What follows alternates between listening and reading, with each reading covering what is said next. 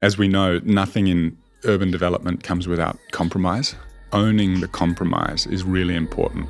You cannot change something without impacting something else.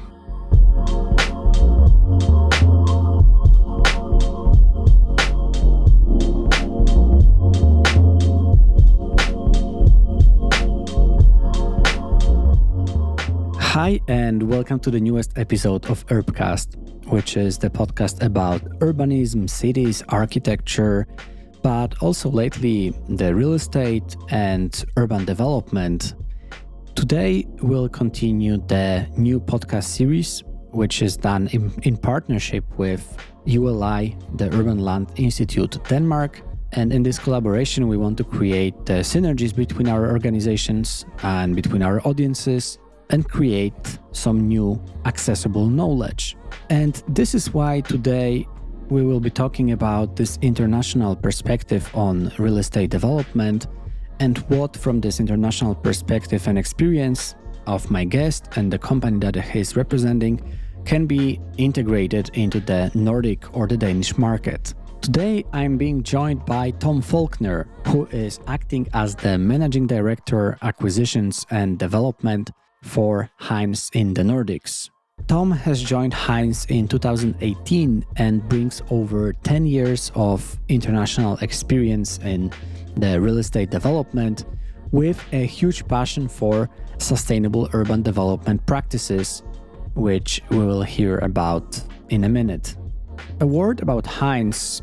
Hines is world's leading global real estate developer, manager, and investor with over 60 years of experience.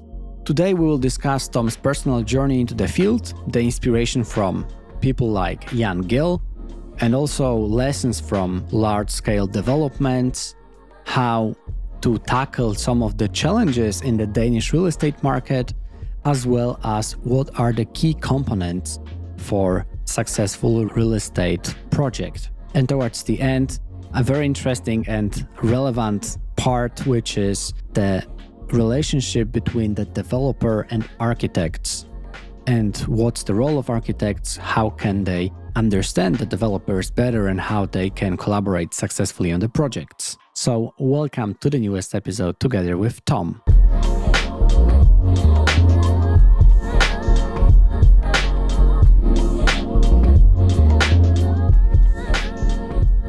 Tom, welcome. Welcome to Urbcast. Thank you very much. Good morning. I'm very happy to have you here in the podcast, although getting here was a bit of a challenge because of the Copenhagen weather, that it is like it is. And this is the weather you got used to for the last couple of years. Thank you for being part of the series of the ULI and Urbcast series, where we really want to talk about different aspects of urban development. And you as a member of ULI, we thought that your perspective and Heinz' perspective will be very interesting because you are a global developer, but also for some time now you are also present in the Nordics and yourself here in Copenhagen. So yeah, first I would love to ask you about a bit of an introduction from your side. So what did bring you here to Copenhagen, and where are you coming from?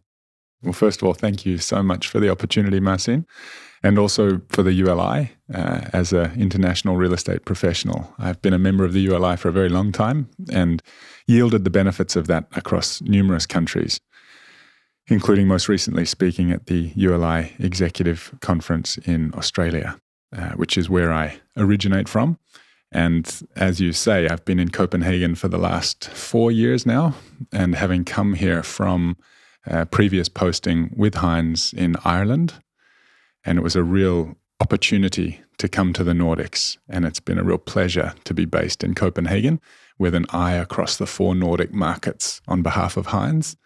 Today as a managing director looking after our acquisitions and development activities across the Nordic region, with a real focus in the last 3 years on Copenhagen, which is a brilliant city to live in, as you say, albeit cumbersome weather some mornings, Marcin.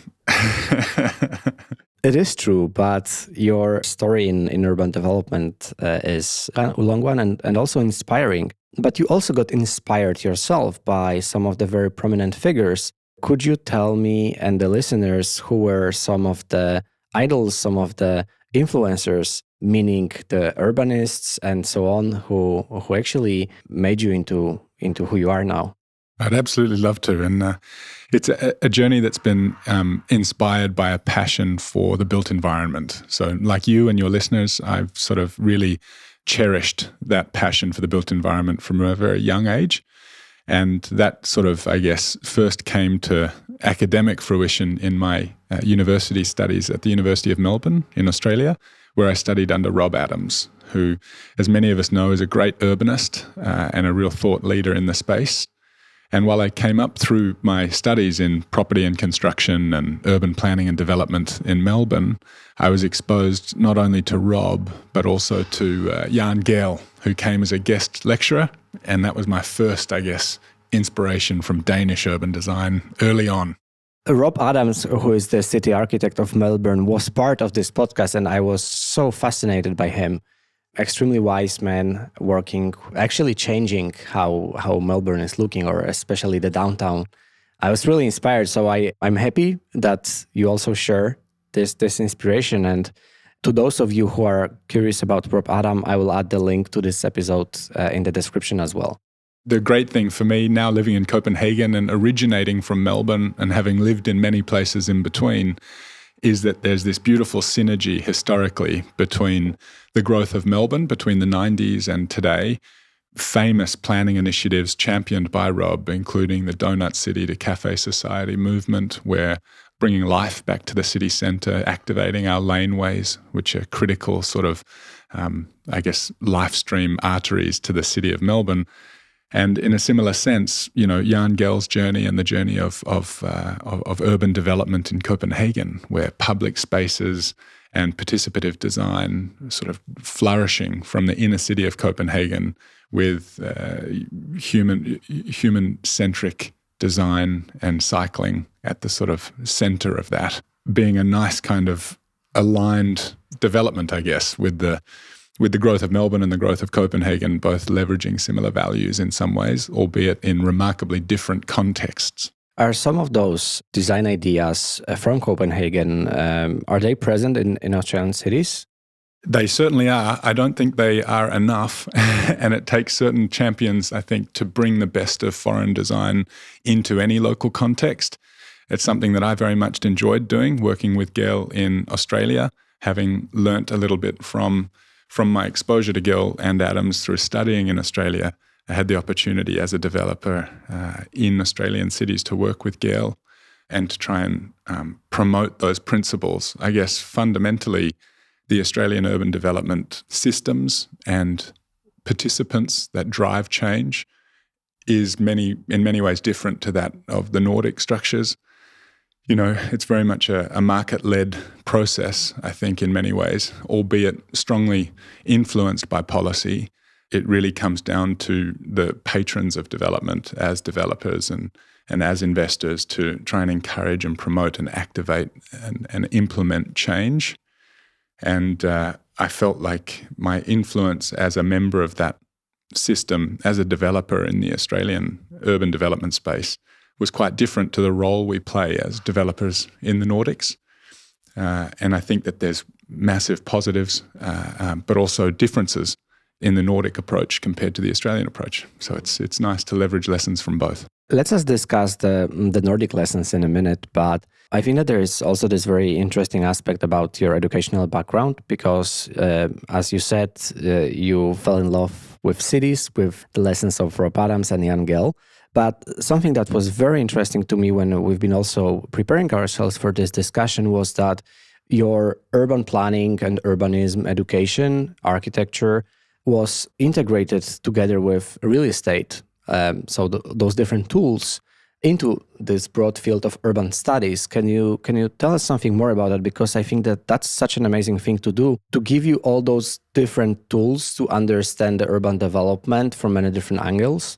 So while I was studying at the University of Melbourne, I started working for a prominent developer, actually a vertically integrated real estate company in Australia. What that really means is that we were, and that company exists today called Mirvac, having an internal construction arm, a builder, an internal landscape architecture division of architects, an internal architecture firm for building and design, and everything in between, finance, investment, all the way through. So as a fully integrated real estate company that would look at investment and development opportunities from first principles, develop those opportunities, and then manage those assets into the future with co-investors, it felt like a full life cycle exposure from very early on in my studies. So whilst I was going to university and getting exposure to theoretical thought leadership and academia in urban design and the principles of the built environment, every day I was working full-time in a very practical, this is how we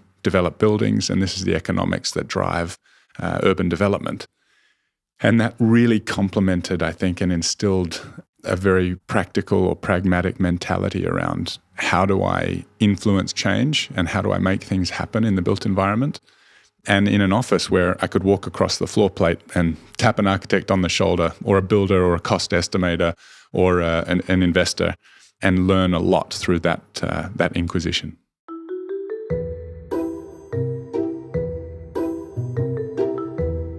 I think another lesson comes also from those large-scale projects. Omnipresent, these are a big part of our cities. Like, you can't go without those big ambitious projects that elevate the life quality, but also the finance and basically like serve for different purposes and for different actors. Could you share your insights into this major big urban planning developments? And I'm also aware they are extremely complex. So what are some of the challenges as well in implementing those?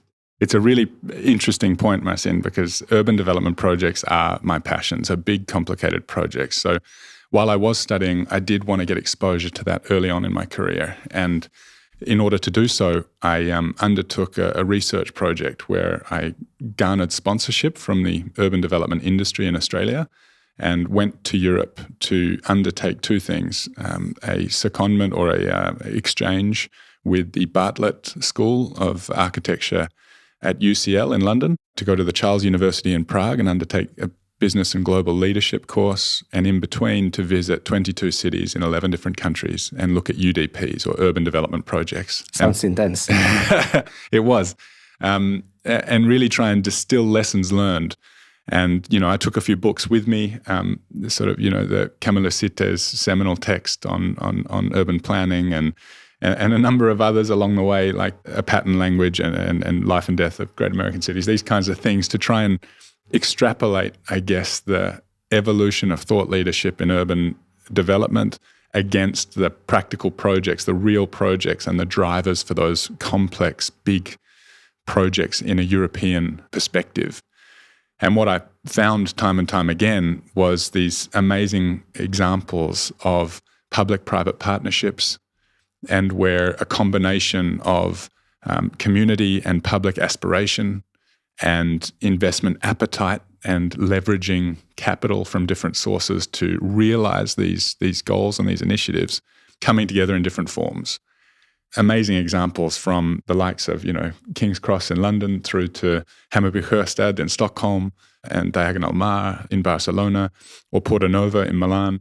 These really large-scale, interesting urban development projects with both a design and community angle of immense fascination alongside really interesting economic mechanisms and capitalization techniques to make them happen. What was your biggest learning so far if it comes to those big projects? You have now over 10, 12, 14 maybe years of experience. That's very kind. Maybe a little more. maybe even more. If it comes to development of projects of this scale. And obviously, we all learn the whole life. But so far, what was your kind of biggest takeaway? That's a very interesting question, Marcin, because as we know, nothing in urban development comes without compromise. And I think owning the compromise is really important. You cannot change something without impacting something else. So owning the compromise and understanding the decisions we make and the transparent cost benefit that comes with those decisions, I think is a responsibility that the patrons of good design, the patrons of urban development really need to own. So I think taking responsibility for what we do and being explicit about why we're doing it is really important. If I think back to the large-scale projects early in my career, which included an immense commercial development over a very complicated infrastructure environment, outcomes of that I'm really proud of. But at the time, we weren't thinking about or measuring or talking about the carbon intensiveness of that particular development. So we talked about the operational efficiency, we talked about the future energy efficiency and water efficiency of this particular mixed-use development. But the amount of aluminium in that building, the amount of structural steel in that building, we were not doing whole building life cycle, carbon life cycle analysis. Those things today are much more transparent, but at the same time today, I don't know if we're talking enough about the social impacts and costs of the changes that we implement through urban development. So I think this holistic approach to compromise and owning that compromise is really important. You know, that comes from a place that's not just idealistic, but I think there are economic decisions that are critical to the viability of projects, and all stakeholders need to, if not understand, at least appreciate that those compromises are necessary. The compromise you've mentioned is the act of balance, and I wonder how to balance the vision together with practicality, because it's such an important thing to do to achieve this balance between this, very visionary design, but also the market realities, and many different factors. At the same time, you need to focus on the sustainable way of doing things and the sustainable growth, and also the community that you've mentioned, all these different stakeholders, citizens, and so on. Yeah, I mean, I know it might be quite of a hard question to answer, but how would you tackle this balance act between vision and practicality? The important thing there is taking the dimensions of what we do into account. And when I say that, I mean, we can talk about the 4 or 5 dimensions of urban development, right? So, and this is something that was sort of passed down to me from one of the doyens of development within Hines, a fellow called Brian Moran, who runs the Irish business within Hines and has really championed the large-scale development projects within Europe for Hines. And Brian talks about development really through the lens of 4 key dimensions, being the technical, the financial, the stakeholder, and the legal. And if you can master, if not master, at least balance best practice in these 4 dimensions, then you will ultimately realize the best outcomes from a development perspective. Now, Brian is an architect and a passionate one at that, but remarkably astute when it comes to how we frame the legal necessities in transaction documents, or how we think about the stakeholder elements in terms of whether it be the community, the bank, the planning department, or others. And so I think balancing these dimensions is really important. And Brian and I used to argue friendly next to each other about this, in my view, 5th dimension of best practice or global perspective, in that any developer can flex one or more of these dimensions, these 4 key dimensions, and maybe even do really well. But unless you're looking outside your own sphere of influence, unless you're seeing best practice in your own and other markets, how do you challenge your own perception of best practice? So in terms of striking that balance, I think it's a matter of understanding each of those 4 key dimensions, having the courage to look outside of your own projects and learn from others, and also not necessarily protect your own case too much. What we tend to see in the industry is that some designers, developers protect their ideas so strongly, whereas I'm much more a believer in that if the idea is good enough and you're good enough, then you should be able to use fast enough. You should be able to move fast enough to stay ahead, and everyone should learn from thought leadership, and everyone should try and aim to be better. So yeah, I think it's the 4, if not 5, dimensions of good practice. So you emphasize the financial, technical, legal, stakeholder as 4, and the additional one, which is the global and the benchmarking one. How do you benchmark? How do you compare yourself as a developer, as a company, with different companies who also develop projects. Some are better, some are worse. And how do you share knowledge in the industry? Because I think it was a very good point about, especially in architecture, I feel like I'm coming from an architectural background and spent a couple of years working in an architecture office. You obviously don't want to show the solutions, the knowledge you have to your competitors. How does it work in the urban development real estate field? Sure. I love to challenge that whole approach, because I think Hines is a perfect example. I think we're a global company. I think we're not one of the very few, if not only, of our scale and passion for urban development and design. I don't have to look far afield. I can pick up the phone at any time and talk to other people doing what I do in other markets within Hines, in over 300 cities around the world, with over 1,200 developments, over 120, I think, underway right now. There are lessons to be learned. There are brains to be tapped into across the globe, and we all wear the same uniform. So I think that in itself enables and encourages us within Hines to challenge what we're doing, how we're doing it, with others who are suffering or enjoying similar challenges in different contexts.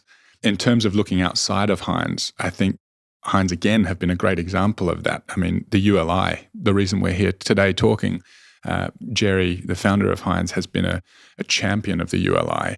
You know, the ULI student competition, which started in the US, was his brainchild.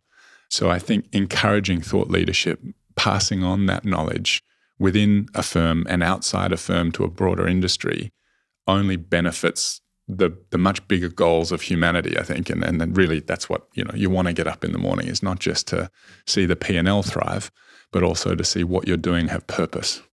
Could you agree that a good analogy would be sports? I know you're into sports. Maybe that's also something that is worth introducing, that in sports you have as well like this competition, but also the rivalry that motivates you to be even better. That's how you do. Absolutely. And I'm very proud of a background in elite sports, but I played beach volleyball to a high level and I very much enjoyed it. But I think one of the key elements alongside competition and rivalry is teamwork. And no one high performer ever gets there on their own. Regardless of the sport, I would challenge the notion that an individual can ever be competitive or the peak rival without a level of support from others. And that comes from coaching, it comes from teammates, it comes from interdependency in order to thrive in your own realm as an independent, but also interdependency. That theme of teamwork is really critical in terms of what I leverage from an experience in sports, because, we can't do it alone. Which actually interesting, in terms of teamwork, one of the kind of, we talked a lot previously, Marcin, about the lessons learned as an expat living in the Nordics, right? And I just was reflecting on this before we caught up today. And it's really interesting, if I think about the analysis I was doing on demographic trends for urban development projects in Ireland, and then coming here to Copenhagen 4 years ago, and now when we think about projects looking ahead, it's really interesting because, the demographic shift in urban policy in Copenhagen, where we've had a history of larger format units, this 95 average large family-sized units, which from a planning perspective was to encourage families to move to the center of Copenhagen and have age diversity and passive surveillance and activation on the streets in the city, was a movement with the best intentions. And today we have too many large units and not enough for a changing demographic profile and a different social strata, right, where we have so many more smaller households. And yet now, whilst we've had the 20 to 29-year-olds dominate growth in the last 10 years, as we look ahead, that demographic is shifting and we're getting older. And my demographic, this late 30s, early 40s demographic, is now looking like the prominent demographic over the next 10 years.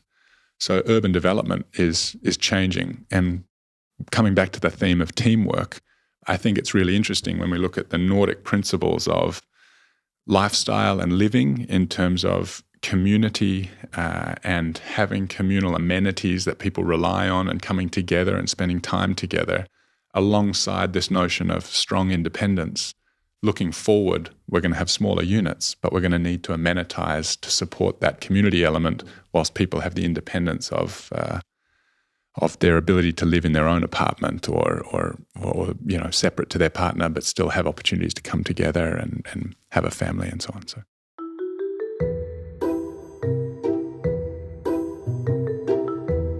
Let's definitely develop that topic, because I would love to talk about the challenges you see in the Danish real estate market as someone who is coming from this, I would say, still fresh perspective as, let's say, air quotes, outsider, although you are quite embedded now in the society and the urban development sphere. But what would you say are some of the challenges here in the Danish market, something that you perceived as a bit odd when you started? We can look at different aspects. We can look at the use of space, functional layouts, or market demands.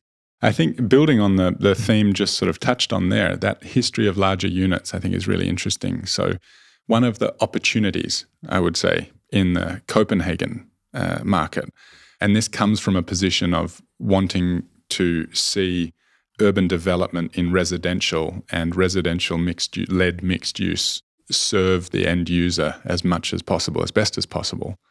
If I look through the lens of existing building stock and developments up until the last sort of 3, 4, 5 years, what we've seen as a result of that historic policy with larger average unit sizes and that intention to bring families into the center of Copenhagen has been a prevalence of this average unit size around the 90 to 100 square meter unit. And so if you combine that with the interesting nature of Danish real estate in that leasing is done on a gross lettable area basis, then the inherent incentive of the developer is to say, most of my units need to be, let's call it 95 square meters. If that's gross, then my sort of target or my focus in design development and product development for residential living is a gross 95 square meter unit. And that's all it has to be. And then the smaller units, the alternative units, the different sizes, focus on high quality design for those alternative units hasn't been the priority, because the priority's been on that 95 square meter unit. So if we look around at the residential projects that have been developed and often funded by domestic capital, we see a prevalence of repetitive 90 to 95 square meter units, more and more and more and more of this particular size, because that was the thing in focus. But demographics have changed, and the way that we live our lives have changed, and the demands for flexibility, for smaller format living, for efficient living space, for amenities alongside a smaller, personal, independent living space has grown massively. The design efficiency and the real focus on optimizing what's important to the resident for those smaller format units hasn't caught up yet. So if we put, if I take the lessons learned from other markets that I've operated in or I've seen my colleagues within Hines operate in, I look at the Asian markets, or I look at the North American or Canadian key cities, or even Australian gateway cities, where small apartments have been really pushed hard in terms of getting efficiency out of their design on a net lettable area basis to drive the commercial attractiveness of every single square foot, because if it's rented on a net lettable area, you need that tenant to value every single inch. And so, simple, or I guess complex commercial principles distilled down into simple user-oriented principles, such as when, it's famous in Toronto that the pram challenge, right? You come into a small format apartment and there's nowhere to park your pram. So there was this famous design response where when people started to realize everyone was putting their pram in their bathtub, there was a problem. Similar here in the Nordics, I think, when you enter an apartment, you've got winter jackets and you've got boots and you need to kick off your shoes. But you also don't want to waste too much of that entry space because you want functional living space. So there's this balancing act between where do I park my pram, where do I kick off my boots and my winter jacket, and how do I optimize the balance of space within the living areas of the apartment? And I think, another trend that we tend to see in Copenhagen is this coming perhaps from that prevalence of larger units in the past, small bedrooms, second, third, sometimes fourth bedrooms where you cannot fit a double bed, or you can barely fit a cot.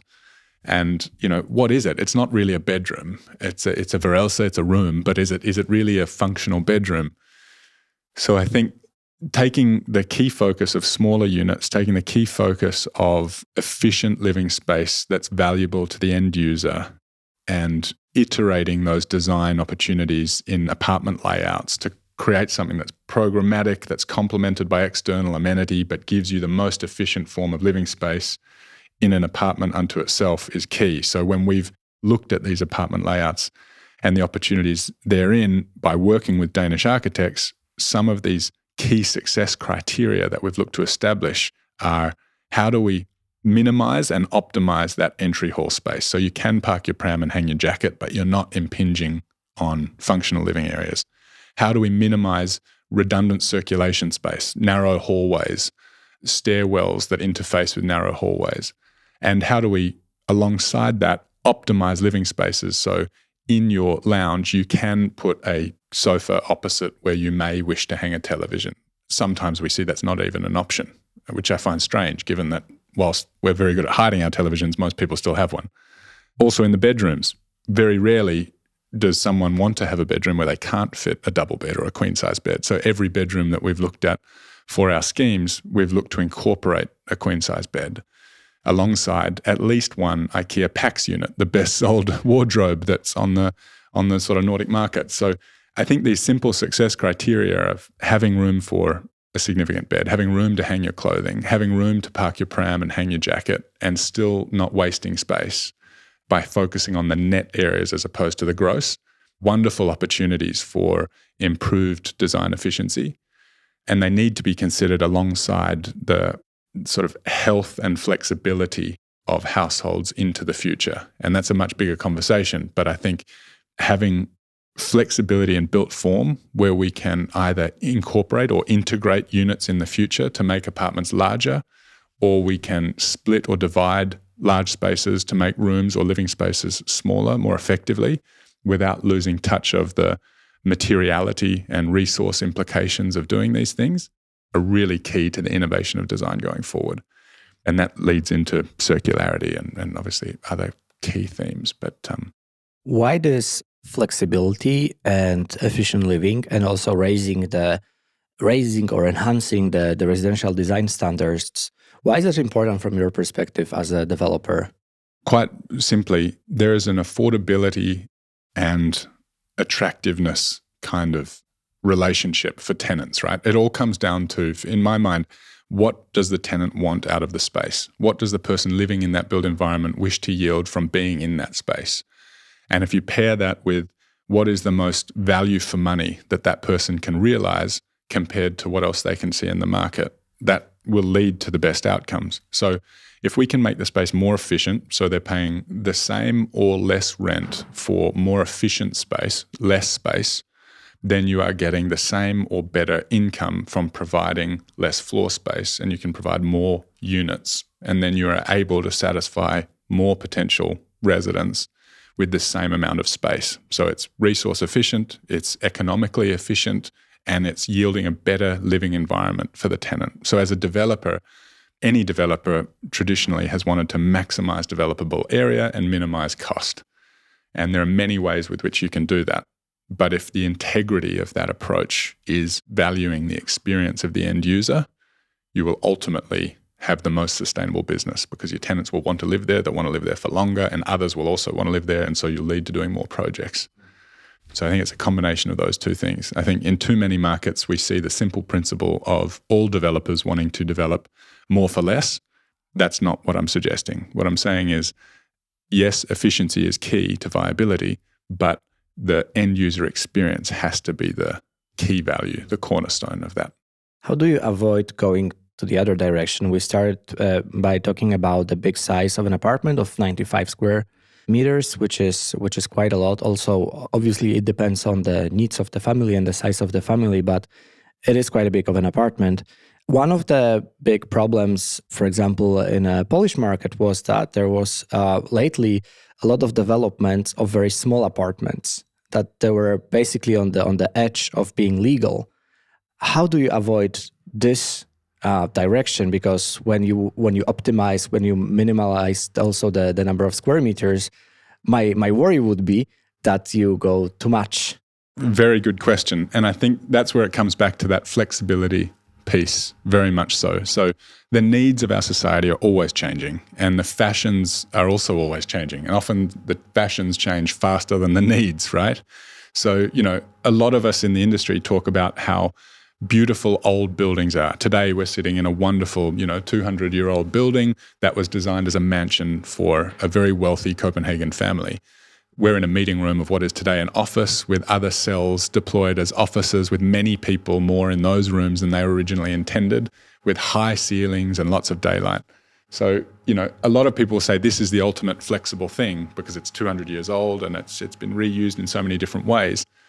We are faced today with a very different approach to urban development. We can be fast and flexible and resource efficient if we put our minds to it, to do something that is much more inherently designed for the end user and can serve the end user's needs in a more genuine and focused way than this big flexible space. We're still having to heat all of the volume that we're sitting in today, even though there's only 2 of us in it. So when it comes to get back to your question, when it comes to too many small format units, as the demographics of that market change and the needs for larger units come back into play, have we thought about the modern methods of construction or the design flexibility inherent to the bones of that building to be able to maybe combine 2 of those units to make them one, or to upgrade or change the systems in that building, be they ventilation, heating, window systems, facade systems, in order to change for the needs of a changing society.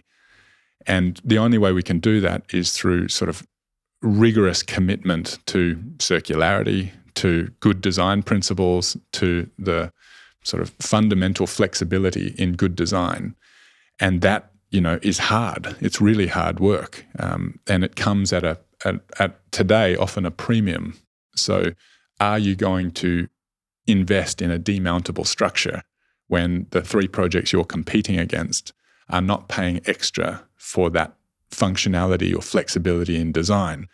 If you have a long enough term view, or if you can explicitly qualify that the next buyer of your real estate is going to see value in that demountable structure and therefore pay more for it today, or when you wish to sell this real estate, it becomes an economic fundamental that all market participants recognize and drives value. So I think there's a role for us as patrons of development to drive best design, to invest in that flexibility, to make sure problems like the one you've outlined don't crystallize in our markets. But alongside that, there's a very important role of regulation, of building codes, of EU taxonomy, of EU regulation to help encourage those building codes, to encourage us and to encourage that next buyer who ultimately every market participant is framing their feasibility around an either real or forecast theoretical exit, as in sale. If we can get the economic system to recognize that, then we all win.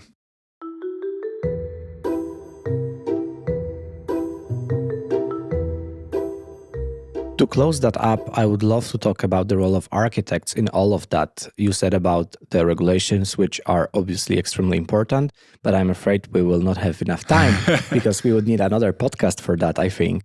But so far, the podcast has been running for 4.5 years, and primarily the focus was architecture, urban design, urbanism, and my guests were from very different backgrounds, but a lot of them were from a design background. And also why we do this series with Urbanlandinstitute is because I would love to educate myself and my audience about this Patreon and developer approach towards partnerships in shaping urban life. How do you collaborate with architects? What is important for a developer and architect to be working successfully together? The answer to that question is why I'm proud to work for Hines. Mr. Hines, Jerry, that started Hines in the 60s, became famous. He really pioneered the collaboration between the developer and the architect in a new way. And he did that through partnerships with the likes of, Philip Johnson, Frank Gehry, Cesar Pelle, Jean Nouvel. And he did that in Porta Nova with Jan Gehl as well.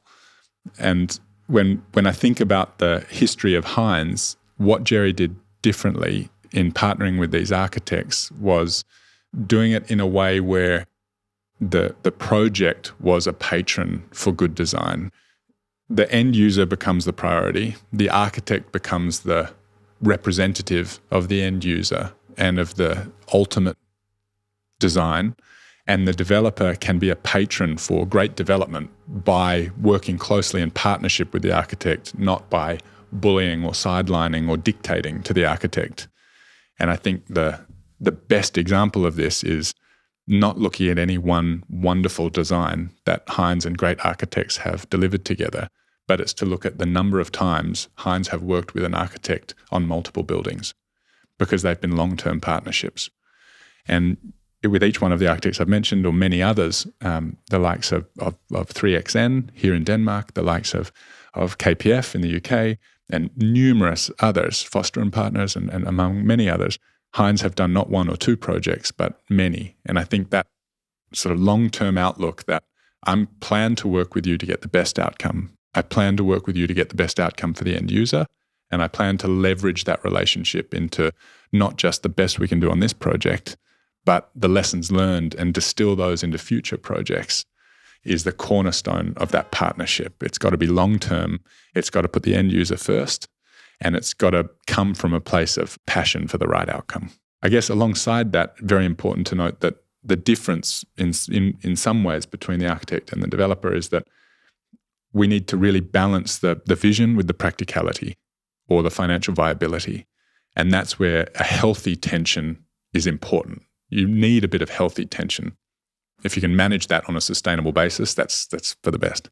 That's a key element, and a question I really want to ask you, because as an architect, how can you be brave enough to challenge the developer, the patron of the design, who is ultimately the client as well? So how not to overdo the challenging part so that you basically stay on the project and collaborate successfully further on, and also on different projects? Yeah. And I think that I'll come back to the very first answer of today's discussion, which was transparency around compromise is really important. I think being transparent and having a transparent, open discussion is so important. I think Hines has a great culture of working with architects alongside a great culture of asking questions. And if I can sit opposite my architect or opposite a room full of consultants and be brave enough to ask silly questions, and the architect can feel comfortable enough to champion their design, but also answer those questions, explore alternatives, be courageous enough to help us understand and work for the pragmatic solution alongside the visionary solution, is the ultimate way that we get to a legacy together. So I think transparency, ownership of compromise, and working together. Do you think that the architects, maybe let's talk about the Danish market, because we are here in Denmark. Do architects align well with developers' needs? Do they understand what role should they play?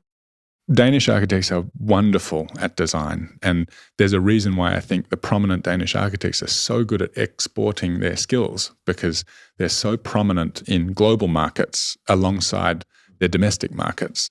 And I think that makes it a pleasure to be based in Denmark and work closely with Danish architects because of that international perspective and that willingness to collaborate. It's very difficult for a lead architect to control all elements in foreign markets. You know, they'll often partner with production architects or with other local architects for contextual or production needs. And I think the Danish culture instills that passion for collaboration alongside that courageous design leadership really well. So I think in terms of the strengths, they need to be the first consideration, because Danish architecture is remarkably strong. Alongside that, within the walls of Denmark, so to say, within the local market, I think there's also more opportunity for innovation at home. I think encouraging younger architects, smaller firms, finding opportunities for growth in ideas and the delivery upon those ideas is really interesting. I spent time in the Dutch market based in Amsterdam and The Hague, and there are some really interesting public procurement and approaches to encouraging young architectural firms and thought leadership alongside commercial structures where they can partner with larger firms to see the delivery happen, and municipal requirements to see innovative, diverse approaches to design, incorporating smaller and emerging firms. I think that is a great way of promoting design leadership. That being said, we do have, the likes of Real Denmark here, who are a wonderful investor in great design and innovation. So, I would certainly think that the Danish market is a leading market in terms of architecture and partnerships with architects. But yes, I do believe there's also opportunity for more through innovation and encouraging more thought leadership at home. In the previous episodes, we discussed about the emerging trends and also the biodiversity, how to measure biodiversity and how to challenge and fight with the biodiversity loss. To be honest, 2024 wasn't that great in many different aspects in terms of the market conditions and so on. What is your outlook into 2025? Is it positive? With regards to biodiversity or economics? Like general. It's really interesting. The last couple of years have been remarkably challenging economically. I think it's fair to say real estate markets globally have been really depressed in the last couple of years. If you look at transaction volumes, if you look at project starts, if you look at economic activity alongside the opportunities for design exploration over the last 2 years, both have been rather muted. So in terms of looking forward on the economic fundamentals, we anticipate interest rates to reduce further. The Nordics is a set of markets within that global context where personal debt is rather high, but sovereign wealth is also rather high. So as we look at lowering interest rates, the ability for individuals to engage more with retail and with economics is stronger. The ability for developers to take more access, more capital is increased. So more projects should start. Local industry should be prompted by that economic movement. So yes, I'm very optimistic looking ahead. I think 2025 we will see a return to stronger economic fundamentals, and with that I hope more projects come to light. I hope more opportunities for development are realized. So I'm optimistic in terms of a economic activity point of view. From a biodiversity point of view, I'm very passionate about this. I'm Australian. Australia has remarkable biodiversity at home and endemic biodiversity. And as a continent separate from others, it's really interesting from a biodiversity perspective. But in contrast to that, Denmark does not have a strong biodiversity landscape, and it needs more focus. We need to be bringing more into the biodiversity discussion within Denmark. Putting a beehive on a building is not enough anymore. So I think there's a lot more scope in continental Europe for promoting good biodiversity and urban development. I think that topic is really challenged because of louder voices around societal shifts and needs, the likes of demographic change, immigration, obviously the other environmental aspects to urban development being circularity and energy efficiency and the cost of energy for tenants, therefore energy efficiency being really important. There's so many competing challenges. I think all of these things are really important. Having a discussion about each and all of them is really important, but it comes back again to that first point. We got to be transparent about the compromise. Otherwise, we won't do anything, So I think definitely more room for biodiversity in 2025, but all in all, I think we will see more stuff happen, and I think that's for the better in 2025. That was a mixed outlook, I would say, not exclusively positive, but a mixed one. I would love to ask you about a book recommendation. If you could share something with the listeners, would be great if it's widely connected to the topic we've discussed today. This is such an interesting question, Marcin, and I know it's one that you ask your guests. So I have actually had a little think about it before you asked it, and it's a difficult question. There's so many great books out there, but I'll be honest, and there's the book that I would have to say is Utopia for Realists, which is a wonderful book. It's written by Rutger Bregman, who's a Dutch economist. It's really interesting, and I think, the essence is in the name, Utopia for Realists. How do we be realistic about these compromises that are inherent to everything we do, but optimistic about doing better and about sort of aiming for the best? So Rutger Bregman is an inspiration, and I think that book is really interesting. I think that was be my answer within now and the last 5 years. But had you asked me this question 15 years ago, it would have been a different answer. So, these preferences change. Wonderful.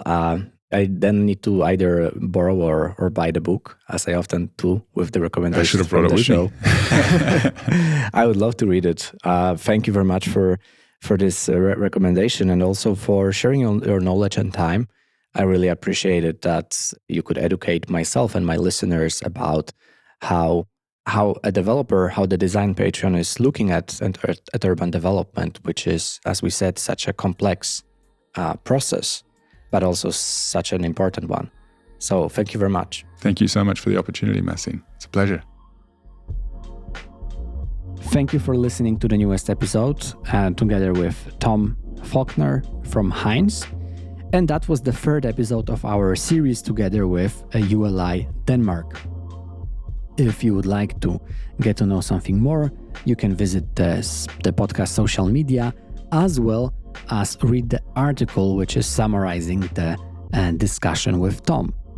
It can be found on Urbcast LinkedIn. Thank you so much, and talk to you soon in 2 weeks.